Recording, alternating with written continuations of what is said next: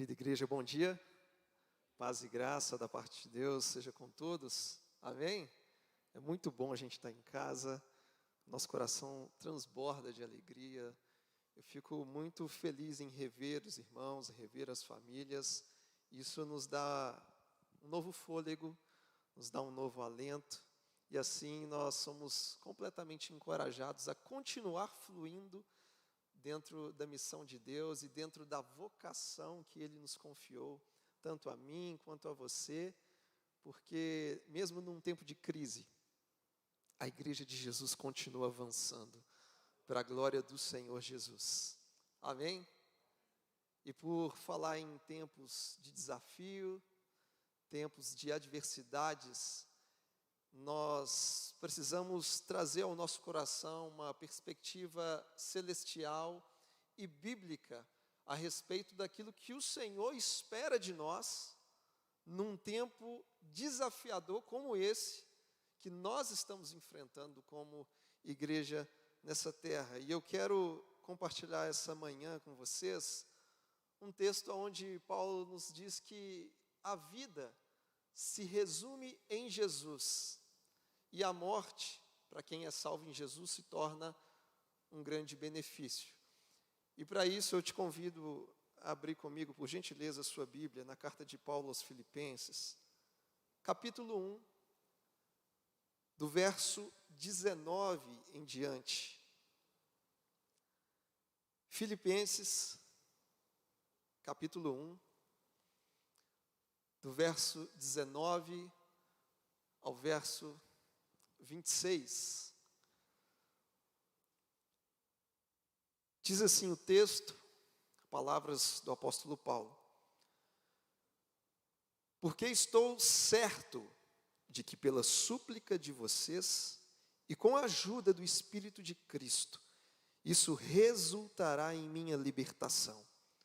A minha ardente expectativa e esperança é que em nada serei envergonhado, mas que com toda ousadia, como sempre, também agora, Cristo será engrandecido no meu corpo, quer pela vida, quer pela morte. Porque para mim, o viver é Cristo e o morrer é lucro. Entretanto, se eu continuar vivendo, poderei ainda fazer algum trabalho frutífero. Assim, não sei o que devo escolher. Estou cercado pelos dois lados e tenho o desejo de partir e estar com Cristo, o que é incomparavelmente melhor. Mas por causa de vocês, é mais necessário que eu continue a viver. E convencido disto, estou certo de que ficarei e permanecerei com todos vocês, para que progridam e tenham alegria na fé. Desse modo, vocês terão mais motivo de se gloriarem em Cristo Jesus por minha causa, pela minha presença de novo no meio de vocês. Só até aí. Você pode fechar os seus olhos por um instante. Senhor, nós te agradecemos por essa manhã, Pai. Te agradecemos pelo privilégio que temos de nos reunir como congregação, como igreja do Senhor nessa terra, Pai. Nós te louvamos pela oportunidade de podermos ouvir a Tua verdade que transforma a nossa vida, a verdade que nos consola num tempo de desolação. Nós nos alegramos porque o Teu Espírito nos dá um novo fôlego por meio da esperança proveniente da verdade da Tua Sagrada Escritura, Pai. E nós te pedimos nessa manhã que o Teu amor possa inundar os corações, para que o Teu amor lance fora todo medo, todo pavor, todo pânico e tudo aquilo que não vem do Teu coração para cada um de nós, Pai. Te pedimos que o Teu Espírito renove as nossas forças e nos dê o encorajamento necessário para continuarmos prosseguindo, fazendo o nome de Cristo conhecido e engrandecido, seja pela vida ou seja pela morte, e assim oramos para a Tua glória, em nome de Jesus, amém e amém. Irmãos, essa é uma palavra onde talvez para alguns possa parecer assustadora, porque Paulo diz que o viver é Cristo e o morrer é lucro. E a gente está vivendo um tempo tão delicado, onde nós temos, infelizmente, perdido muitas pessoas queridas, pessoas próximas, pessoas que nós amamos profundamente. E como seres relacionais, emocionais, nós sentimos bastante. Certamente o coração pastoral nesse momento ele sofre muito. Então pode ser uma palavra que pode assustar alguns, mas ao mesmo tempo pode gerar esperança para aqueles que entenderam o propósito do Evangelho de Jesus. Porque o apóstolo Paulo, quando ele escreve essa carta, o contexto em que ele está inserido é um contexto completamente desfavorável.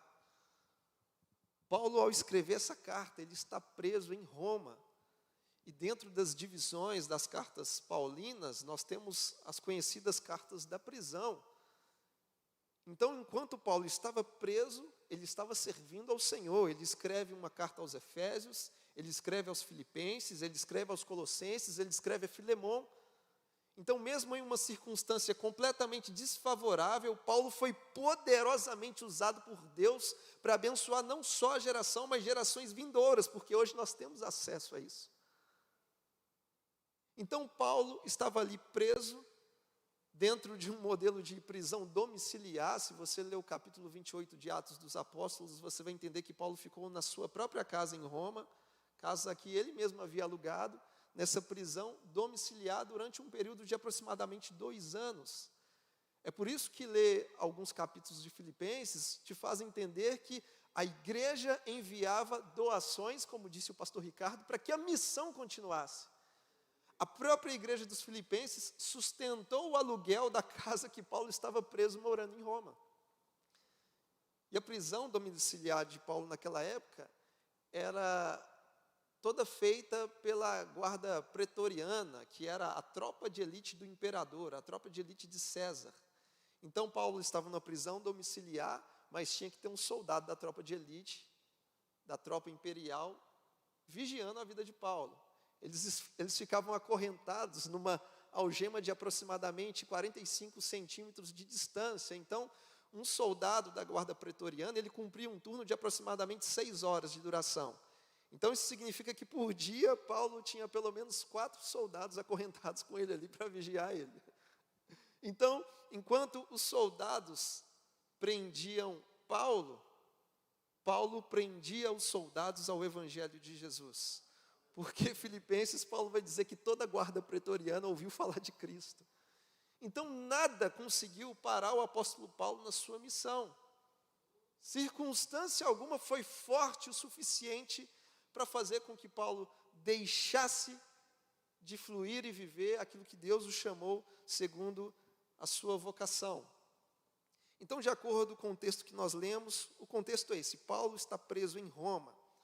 Porém, Paulo ele compreende que dentro de um plano maior, dentro de um plano soberano de Deus, o seu sofrimento e a sua prisão está contribuindo de maneira relevante para o progresso do Evangelho.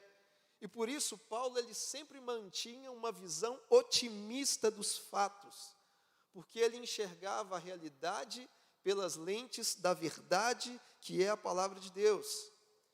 E justamente por isso, mesmo estando preso, Filipenses nos faz entender que Paulo desfrutava de uma alegria triunfante.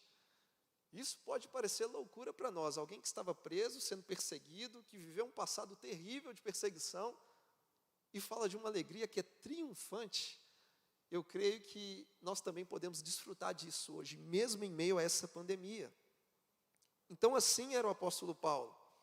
E nesse texto, Paulo trata de um assunto muito importante. Ele fala sobre a realidade da vida e também fala sobre a realidade da morte, na perspectiva de quem foi salvo por Jesus. Então, Paulo nos faz entender que quem é salvo em Jesus não teme a vida e também não teme a morte.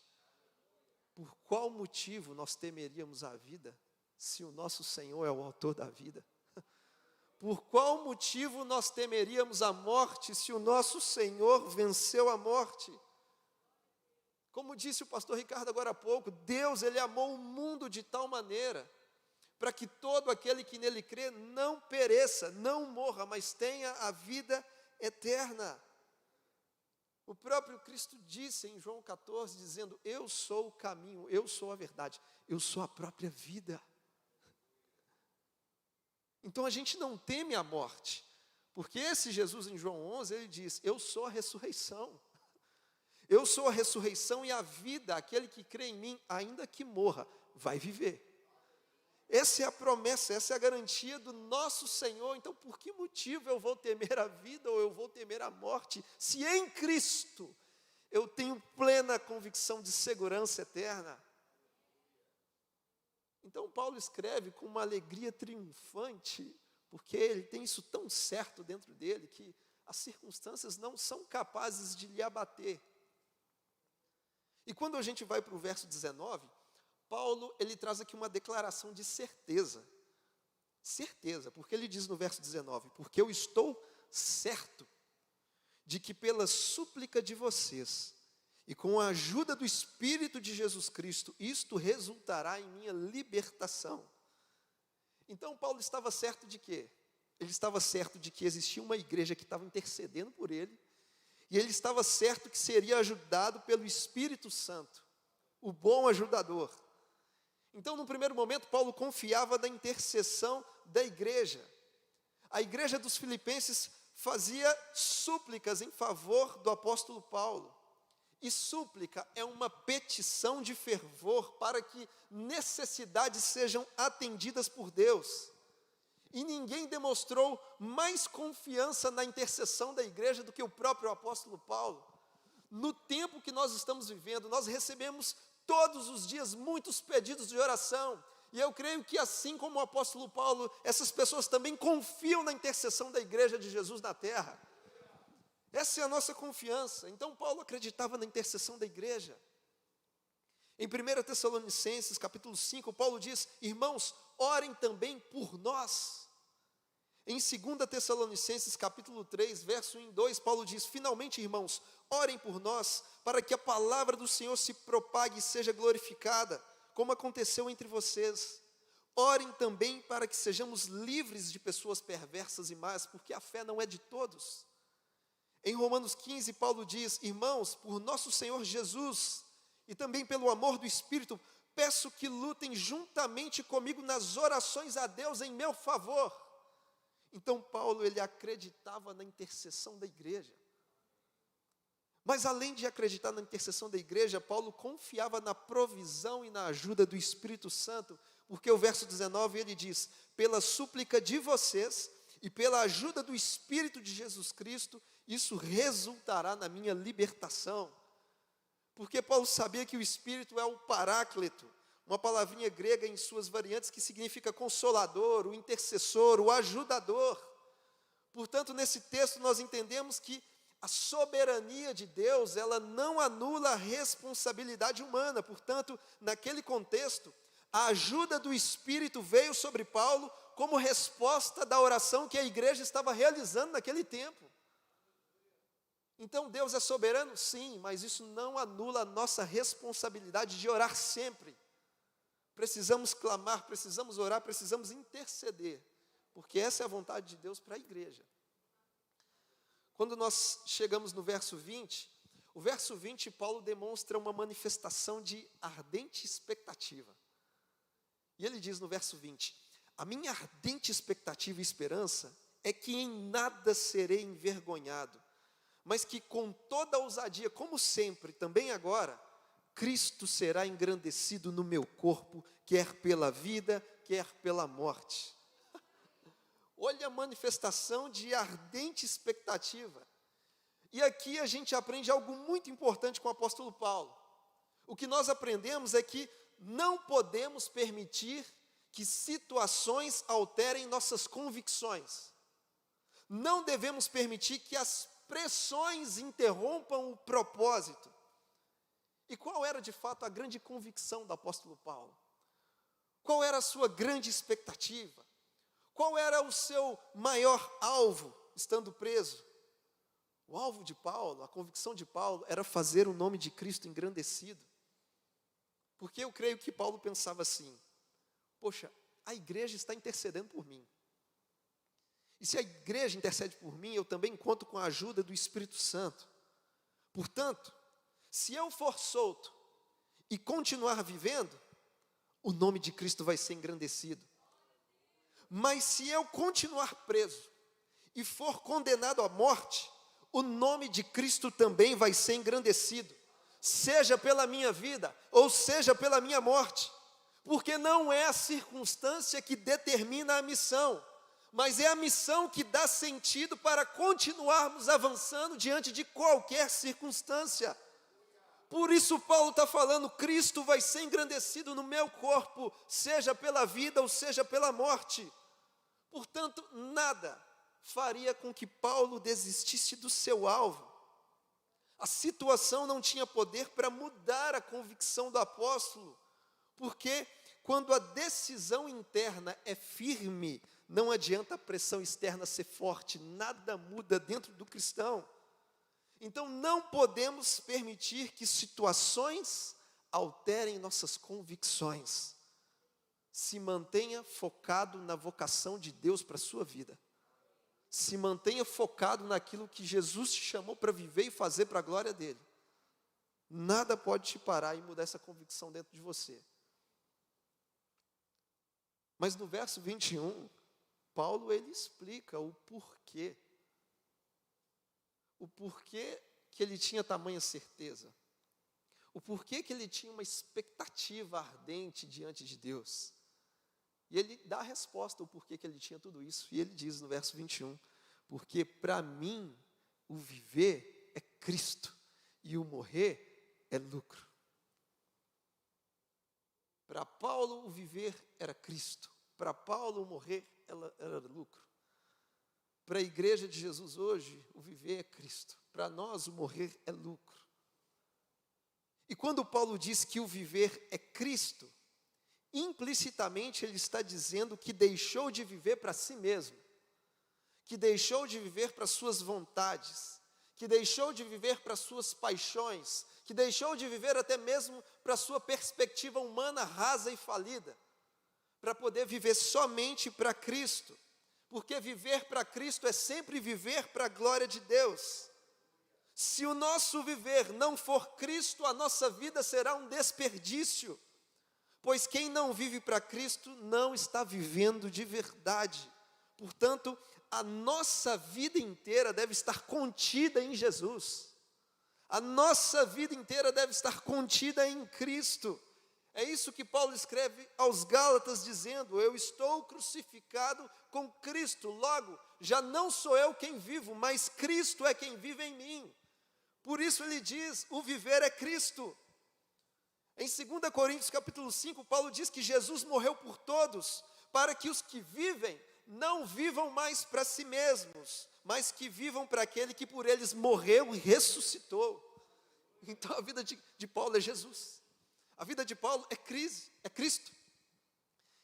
Em todo tempo ele pensa em Jesus, ele fala de Jesus, ele proclama o amor de Jesus. Mas ele diz, de um lado, viver é Cristo, ele complementa o versículo 21 dizendo, mas o morrer, para mim, que sou salvo em Jesus, é lucro. E quando Paulo diz que morrer é lucro, ele está dizendo que a morte do cristão é um grande benefício. Pois quando o nosso corpo experimenta o túmulo, a nossa alma experimenta a glória. Para quem está em Jesus, a morte não é mais um problema. Entenda isso essa manhã. A morte não tem mais uma palavra final sobre a vida da igreja. O cristão não encara a morte como uma tragédia, ele encara a morte como um triunfo. Pois todas as pessoas que foram salvas pela graça, mediante a fé em Jesus, imediatamente elas se encontram com Cristo. Entenda essa verdade essa manhã. Se você salvo morre em Jesus, você imediatamente se encontra com Jesus. Você não vai para uma outra dimensão e fica aguardando, não. Você imediatamente, numa fração de milésimos de segundos, você encontra com o seu Senhor e Salvador. Por isso, nós entendemos que a morte para o cristão é simplesmente uma mudança de endereço. Quando Billy Graham esteve no nosso meio, ele disse, Quando disserem que eu morri, não acreditem. Eu estou mais vivo do que nunca. Eu simplesmente passei do mundo dos mortos para o mundo dos vivos. Então o cristão simplesmente ele muda de endereço. A morte para nós não é o fim de todas as coisas. É por isso que nós pregamos o Evangelho. Nós temos esperança da parte de Deus. E tem mais, os cristãos quando morrem, eles não ficam num estado de sono profundo. Eles não ficam dormindo ou inconscientes, não, porque nós como igreja não acreditamos no profundo sono da alma. Pois todas as pessoas que foram salvas por Jesus, elas estão conscientes. Para você ter uma ideia, Jesus em Lucas 8 e Paulo em 1 Coríntios 15 se referem a pessoas que morreram e estão dormindo. Mas esse dormir é uma figura de linguagem para apontar a morte do corpo apenas. A morte do corpo. Então é só uma figura de linguagem. Portanto, o cristão quando morre, ele se encontra imediatamente com Jesus num estado de consciência. Portanto, o corpo morre sim, mas a alma continua viva. Se você ler Lucas 16, Jesus conta uma história do rico e Lázaro. E pela história que Jesus nos conta, ela nos faz entender que seja o salvo ou o não salvo, eles estão conscientes depois da morte. Eles não perdem a consciência. Mas eles estão conscientes de tudo aquilo que está acontecendo, seja salvo ou não salvo. Ou seja, os que morrem sem salvação estão conscientes em um inferno temporário chamado Hades. Mas aqueles que morrem salvos em Jesus estão conscientes num céu temporário chamado paraíso. Foi isso que Jesus disse para aquele ladrão da cruz que se arrependeu. Ainda hoje você estará comigo dormindo? Não, ainda hoje você estará comigo no paraíso. É por isso que Paulo está dizendo que o morrer para ele é lucro.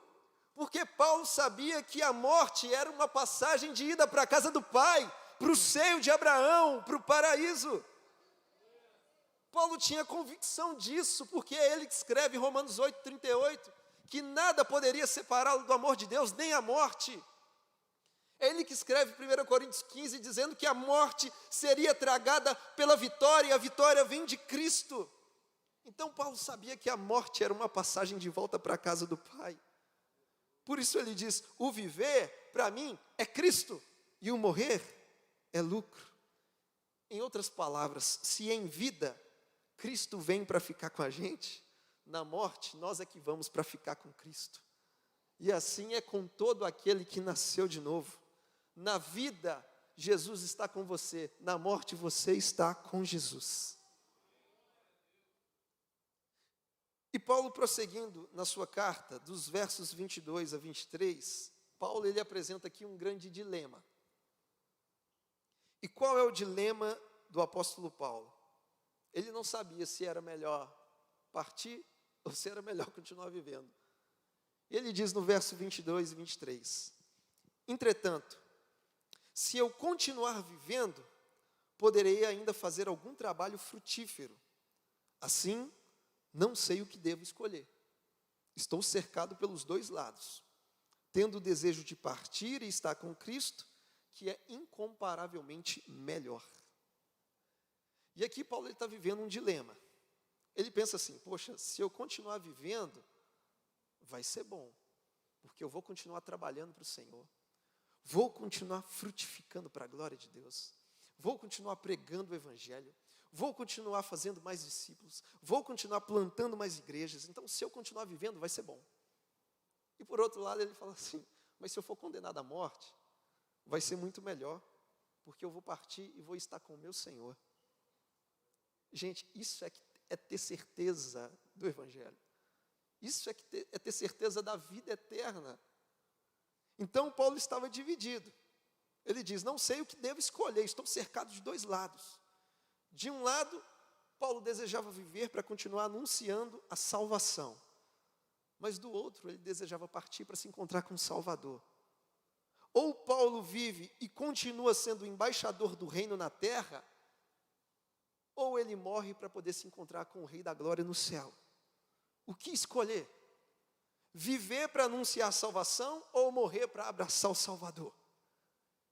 E diante do dilema de Paulo, nós aprendemos uma grande lição. A lição é que todo cristão, seguro da sua fé em Jesus, não se assusta com a vida e não se assusta com a morte. O cristão é alguém que está sempre apto para viver e pronto para morrer. Pois a vida não é um problema quando Cristo vive em nós, e a morte também não é um problema quando o nosso nome está escrito no livro da vida. Então, Paulo está com o dilema dele, mas ele não está assustado, nem de um lado e nem de outro. Mas se ele tinha um dilema, ele precisava então se decidir nas suas vontades. E ele resolve esse dilema. E ele demonstra um motivo pelo qual ele decidiu continuar vivendo. Versos 24 ao verso 26, que diz assim: mas por causa de vocês, é mais necessário que eu continue a viver. E convencido disto, estou certo de que ficarei e permanecerei com todos vocês, para que progridam e tenham alegria na fé. Desse modo, vocês terão mais motivos para se gloriarem em Cristo Jesus por minha causa, pela minha presença de novo no meio de vocês. Então aqui Paulo ele resolve o seu dilema. Porque Paulo sabia que partir e estar com Cristo, ele diz que é muito melhor. É incomparavelmente melhor. Mas ele encontra um motivo para continuar vivendo nessa terra. E o motivo se chama igreja. Porque ele está escrevendo para quem? Para uma igreja. Ele diz: por causa de vocês, é mais necessário que eu continue a viver. Portanto, Paulo tinha duas escolhas. Ele poderia escolher aquilo que era muito melhor, que é estar com Cristo. E também poderia escolher aquilo que era necessário à igreja, que é continuar vivendo. Mas entre escolher o que era melhor para ele e o que era necessário à igreja, ele prioriza a igreja. Porque Paulo acreditava na igreja.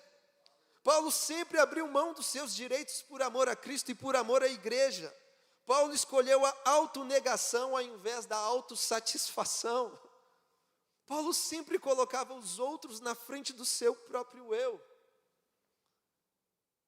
E por isso eu pergunto para a nossa reflexão, essa manhã, quando nós enfrentamos um dilema, o que nós escolhemos?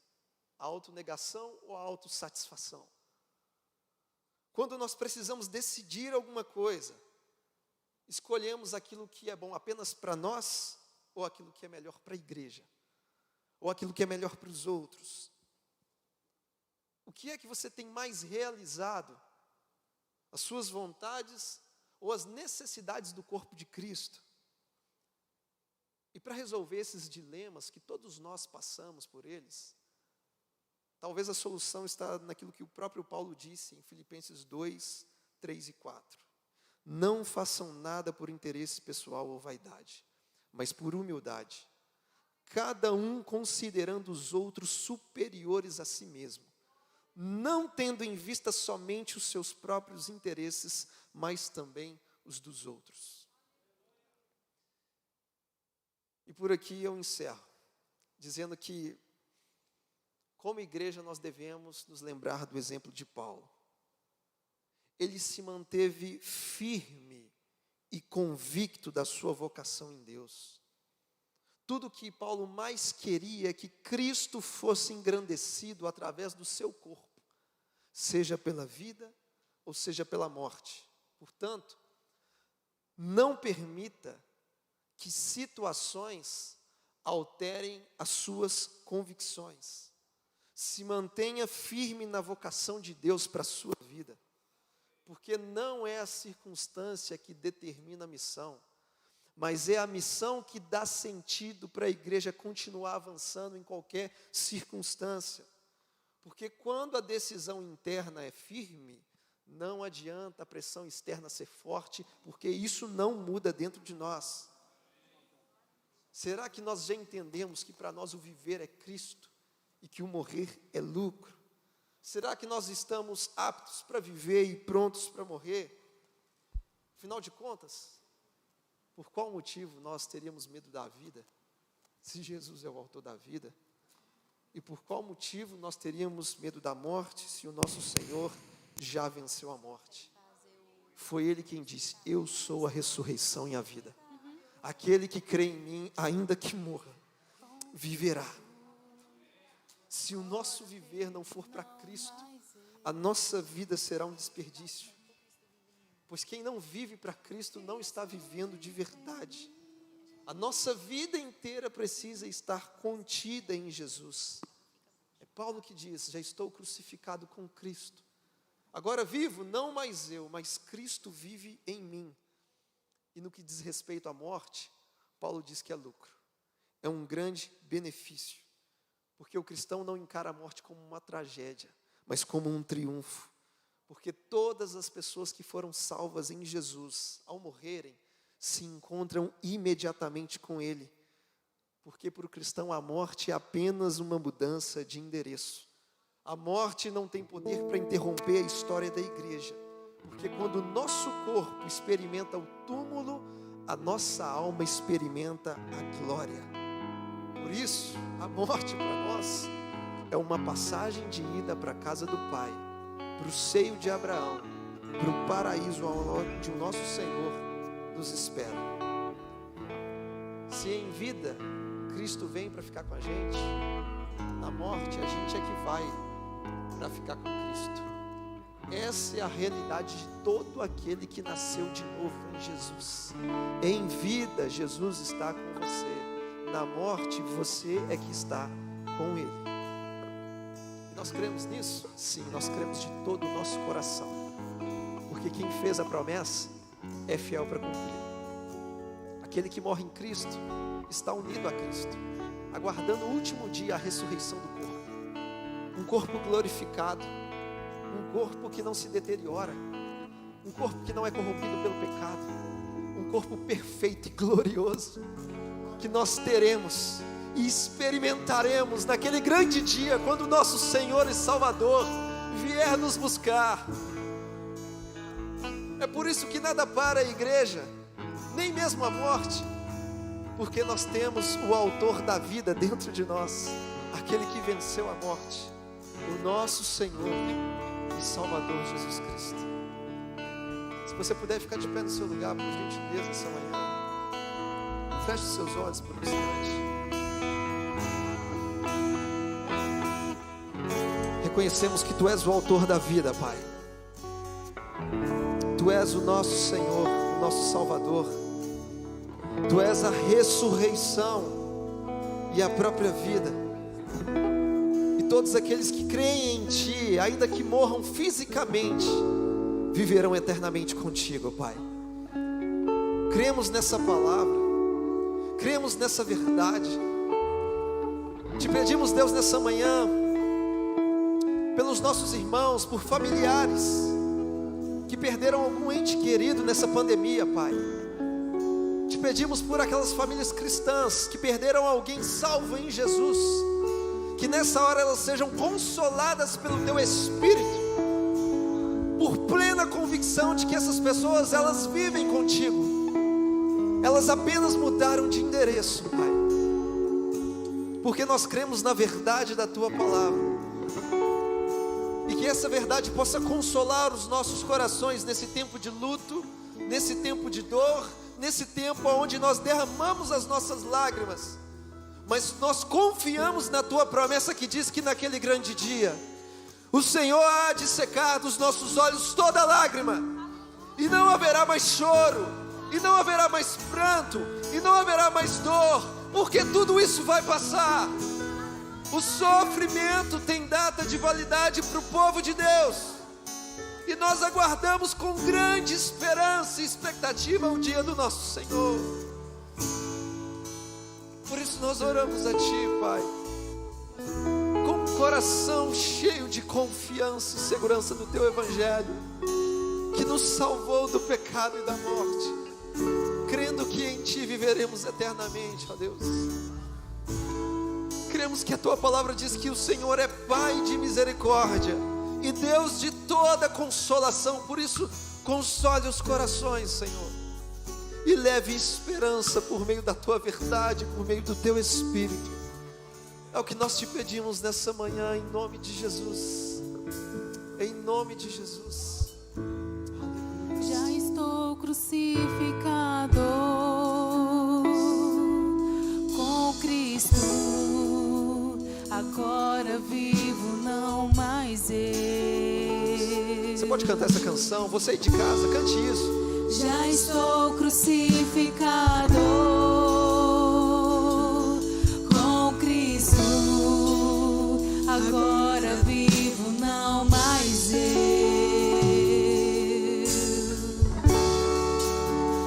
Cristo vive em mim. Aleluia. Cristo vive em mim. A sua vida está contida em Jesus. Aleluia. Cristo vive em mim. Aleluia. Cristo vive em mim. Aleluia. E ainda com seus olhos fechados, você que está aqui no prédio, você que nos acompanha da sua casa, feche os seus olhos nesse momento. Eu quero te convidar a repetir comigo uma oração, dizendo: Senhor meu Deus, nesta manhã eu ouvi a tua palavra e ela gerou esperança e fé no meu coração. Eu entendi que a morte não é o fim para a igreja de Jesus, porque Jesus é a ressurreição e a vida, e aquele que nele crê, ainda que morra, viverá. Por isso, nessa manhã, eu creio com o coração e eu confesso com a minha boca que Jesus Cristo, o autor da vida, é o meu Senhor e o meu Salvador. Escreve, ó Deus, o meu nome no livro da vida, pois eu faço uma aliança contigo. E eu, Senhor Jesus, que um dia estive na comunhão dos santos, mas me desviei, nessa manhã, arrependido eu volto, na certeza de que a vida eterna eu só encontro em Jesus. Coloque um anel no meu dedo, uma sandália nos meus pés, me dê vestes novas, porque eu retorno para os teus braços. Amém e amém. Eu quero fazer aqui duas perguntas. Existe alguém essa manhã que se identificou com essa oração, entregando a sua vida a Jesus, ou se reconciliando com Jesus? Se tivermos, levante a sua mão bem alto. Nós queremos orar por você que está aqui. Amém. Nós cremos então que todos temos a esperança da vida eterna em Jesus. Agora a segunda pergunta que eu quero fazer é para você que nos acompanha através dessa transmissão. Se você nessa manhã se decidiu entregar a sua vida a Cristo como sendo o Senhor e Salvador da sua vida, que você possa nos mandar uma mensagem através dessa transmissão. Nós queremos entrar em contato com você, queremos orar por você. Ou se porventura nesse tempo de pandemia, de coronavírus, você se afastou da comunhão, se afastou do próprio Evangelho e decidiu se reconciliar essa manhã, o convite também é para você, que você nos envie uma mensagem, porque é tempo de recomeço na sua vida, na sua casa e na sua família, para a glória do Senhor, o nosso Deus, e que o Senhor continue abençoando a sua vida e a sua casa, desde agora e por todo sempre, em nome de Jesus. Amém, meus irmãos? Quantos aqui têm convicção da vida eterna? Amém. Glória a Deus, e assim nós haveremos de prosseguir para a glória do nosso Senhor e Salvador, Jesus Cristo. Deus abençoe vocês.